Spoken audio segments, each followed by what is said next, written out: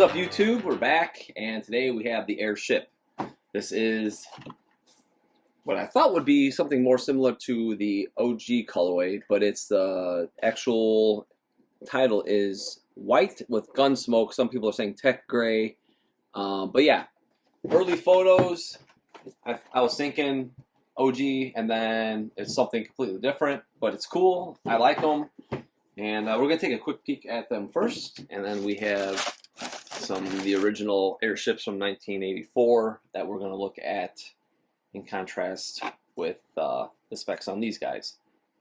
So yeah, I'm pretty happy with the leather on them. I would say the leather is slightly better. Not saying that it was bad on any of the releases, but the leather is a little better than the yellow and green colorways I say that released. And the red and orange, I would say, is probably like the most superior, but it's pretty decent. So yeah, overall, very happy with them. The suede is really shaggy. If you could see, like right on the top here, it's this really kind of 70s shag, shag and wagon. If you're a fan of Dumb and Dumber, that's what I was thinking when I say that word. But yeah, nice darker gray tongue tag. Kind of refined.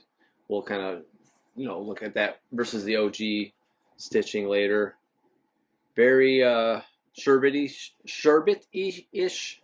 I don't know. It's like kind of hard to say. Yeah, kind of orangish tongue.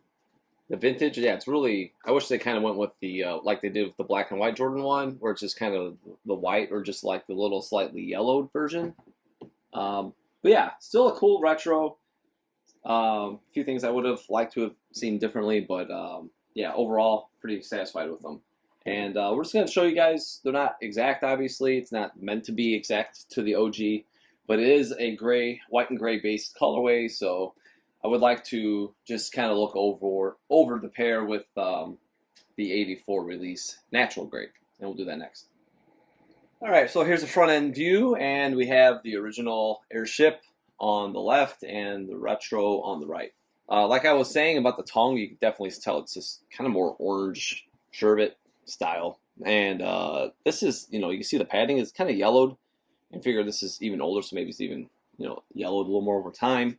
So yeah, I do wish they just went with the, even white padding.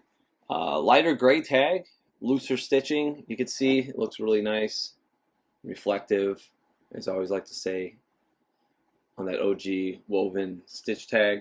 And you have the tighter, a little darker gray. It does look good, but we see the only one I saw was actually the Airship, the band one that they released. It had this style like font, which I wish they would just do on all of them, honestly. The retro 85s and all the Airships. It would be really cool to see that style stitching, because it's just more nostalgia, really. Attention to details, So, you will see some differences here on the toe with the stitching space here compared to here. I have posted and mentioned before. But yeah, the midsole is definitely wider. This is like the MJPE spec. And this is the general release. Wider throughout when we show the side panels and everything. But yeah, layout is it's pretty nice. The toe cap, they come up a little higher. And the lace system, the width is just different construction, the way that the upper's made. And again, I think when I checked back to one of my Airship videos, I measured out, and the height basically reflecting back on the thicker midsole. So like the upper is built, as we show the side shots later. This is about the same equality, like height. This is just a little taller toward the front end when I measured out to like exact centimeter. But yeah, these will definitely look a little shorter just because of the midsole. We're gonna look at the heel next.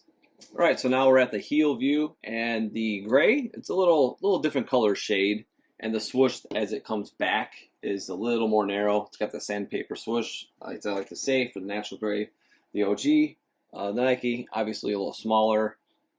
And like I was mentioning about the midsole, see, just if I raise it up, like where you see where it levels off, the midsole is just way thicker on the general release pairs. This is like Jordan's PE That's basically why it says PE on a lot of them. Just his specs for when he wore like the white and red, not the band airship, because it had the Pro Circuit. You got to remember that. So it was the little wider, different than this one though. The Pro Circuit that they swapped onto the band.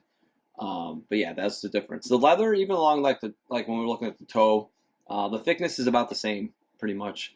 It's pretty good, pretty good leather. Pretty good, it's nice to see a little thicker cuts on the retros for sure. The back of the tongue, as we can see, made in China. Got that orange finish in here. It's just, a little yellowed, nothing crazy. Made in Korea. At the bottom, you can see. All natural gray. But yeah, that's the height difference, is the most notable part, and just basically because of the midsole. Padding on the tongues too, they've been doing really good. I think it's pretty spot on. We're gonna go toe to toe next. All right, toe to toe. The box looks pretty good. The panels are raised a little bit. Just a little more narrow here. It kind of runs a little lower into the front of the shoe. Midsole, the tooling differently. Obviously, you got the Nike. Here's just like the MJ's PE spec. Another PE spec you could say would be, because it's got eight lace holes. See, there's only 2 punched here, and here on the general release there's 3, a total of 9. Swooshes are a little different. I mean, it is large, but it's just a little different. It probably looks a little larger on the retro, but yeah, different layout, and it's wider too, so it's actually wider cut. This is a little more thinned out toward the back, and it looks really aggressive as it gets larger, which is cool. The perforations, there's no perforations here. As you can see, 2 holes there. Just the cuts are slightly different in the shape, always with the ankle. This leather is just beautiful. It's awesome. So nice. Nice and plush. But yeah, I'd imagine with some wear, obviously these have pretty good amount of wear on them, and I'm hoping that these will age just as nice of a fine wine per se. But yeah, the toe to toe looks pretty good. Pretty happy with them. The gray is definitely a little darker. On the outsole, it's definitely you can see just toe to toe right there that it's definitely shade a couple shades off of black even. It's pretty dark. And next, let's go. We'll do that exactly. We'll look at the outsole. All right, so here's the outsoles, and like I said, it is definitely much darker.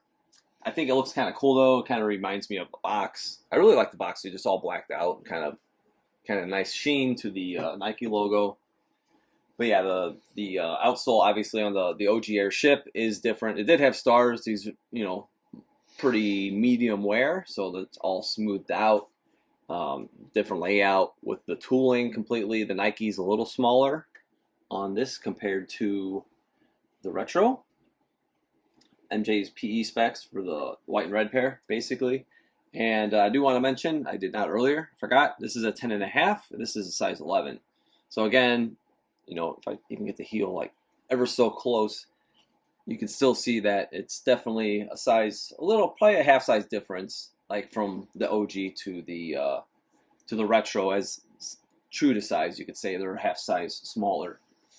But yeah, that's pretty much it. There's nothing crazy. So you kind of see like the evolution of design from the 84 to 85 with some of the Nike, use that they would make when they were making these molds and everything. So definitely worth, pointing out. And we're going to do a quick wrap after this. All right, so I hope you guys enjoyed this review on the white and gray, tech gray, whatever you want to call it. At least they didn't put neutered gray on there, so thankful for that. Please don't call it like that. If you have the OG, call natural gray. If you're pushing an OG colorway of gray, hopefully Nike or Jordan Brand says natural gray moving forward. But yeah, these are a little different than what I was expecting and different than what we've been seeing. And I'm not going to rate them like score-wise. I'm going to keep that for more of like the retros of the originals that come back, because it's like kind of its own thing.